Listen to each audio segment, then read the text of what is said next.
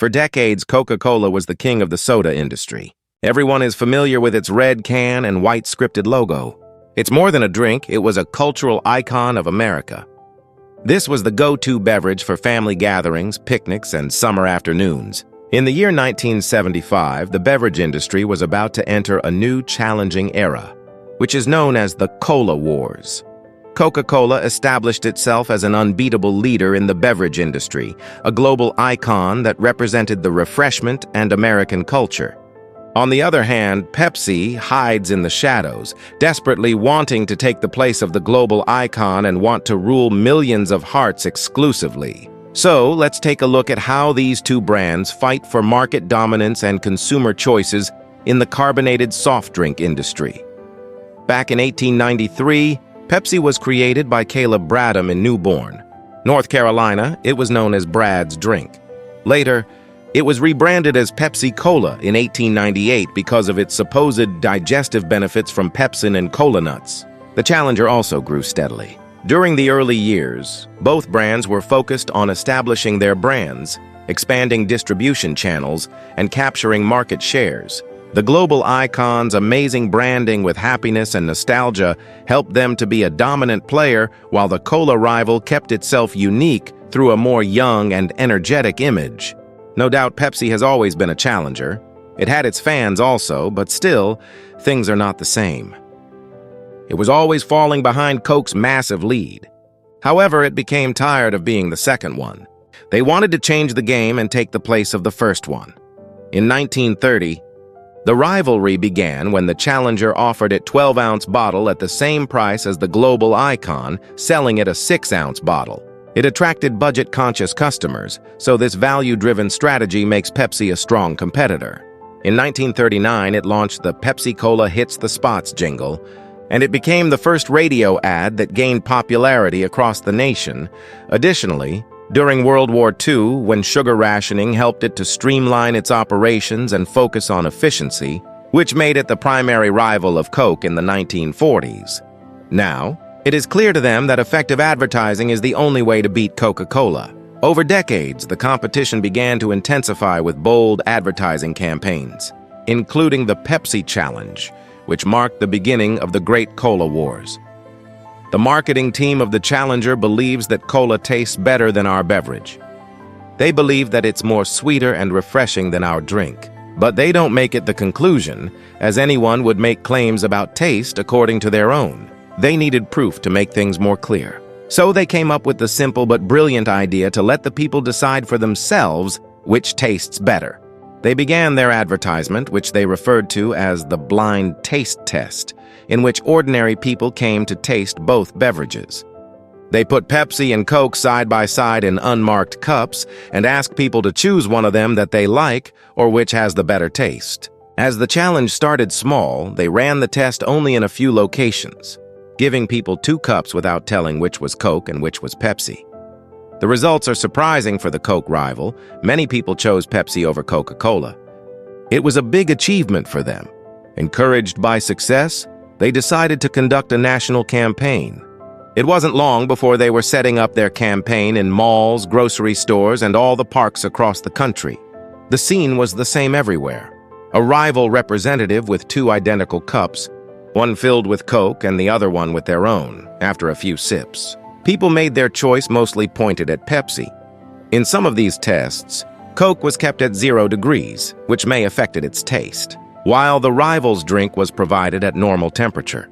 The words were spread so fast that television ads showed real clips of people testing both drinks and choosing the rival's drink.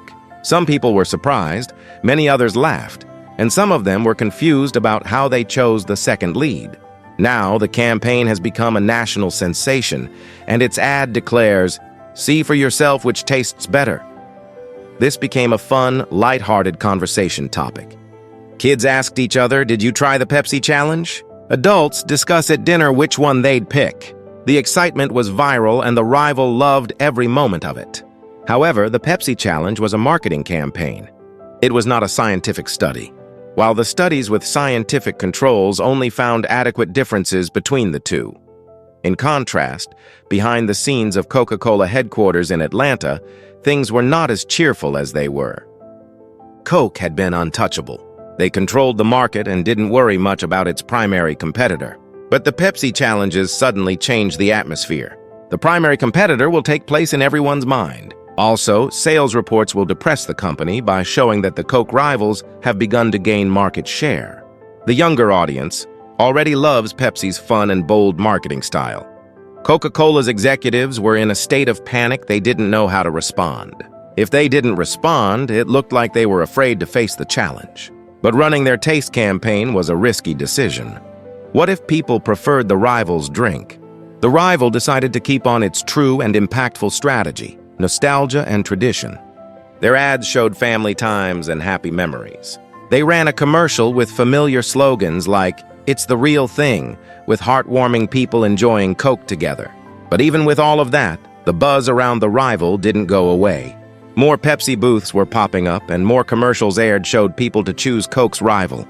Everywhere, it felt like the rival was celebrating while the leading one was defending itself. The Pepsi Challenge campaign was turned into a public performance. Now, the rival was not only competing, but they were also winning in the court of public opinion. They also ran bold newspaper ads that claimed "more people, more Pepsi." It was a daring move, but it worked very well. People are more curious about the taste and want to try it themselves. Even though Coke never lost its position as a leading drink, Pepsi still left a lasting mark on history. It proves that taste matters a lot. For years, Coca-Cola relied on brand loyalty and emotional connection to keep their customers. But the young generation was different. They wanted something more than nostalgia. They wanted a simple soda that tasted good, plain, and simple. The Pepsi Challenge was also marked as a turning point in the advertising world. Before this campaign, companies made ads that were based on one-sided claims, and customers were expected to believe them. But Pepsi gives that power to customers to decide for themselves, so they made the battle feel personal. Both brands also started celebrity branding in the Cola Wars using musicians. Coca-Cola hired Paula Abdul to represent them, while Pepsi partnered with Michael Jackson. He also helped Pepsi with public relations and advertising, suggesting his song "Billie Jean" as their jingle.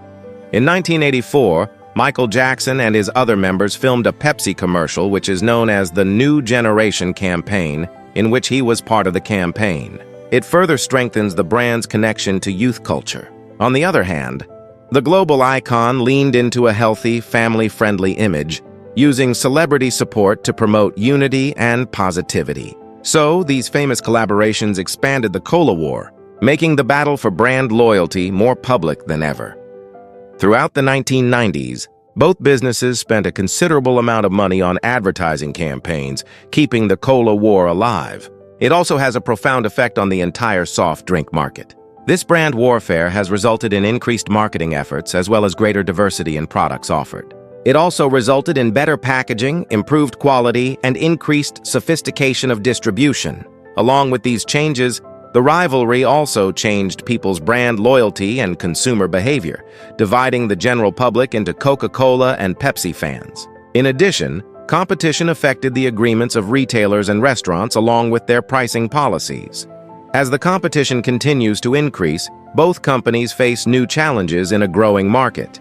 People become health conscious, and many customers seek alternatives to sugary sodas. In response, both brands expanded their product lines and included low-calorie options and also proceeded into non-carbonated beverages like bottled water and teas. The war between Coca-Cola and Pepsi has shaped the landscape of the carbonated soft drink industry for decades. It's not only a competition, but also marketing battles and product development races that have attracted consumers and kept the industry modern. Looking back at the Pepsi Challenge wasn't just a clever marketing campaign, it was a cultural moment.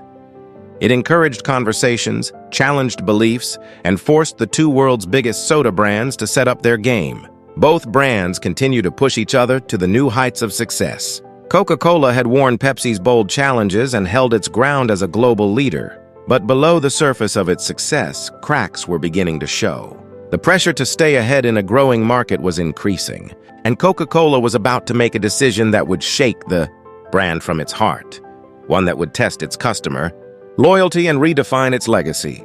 What happened when the leading beverage company was experiencing One of the biggest controversial choices in its history? How far the fans' loyalty can be tested? Did the change make it stronger or break the hearts of its fans?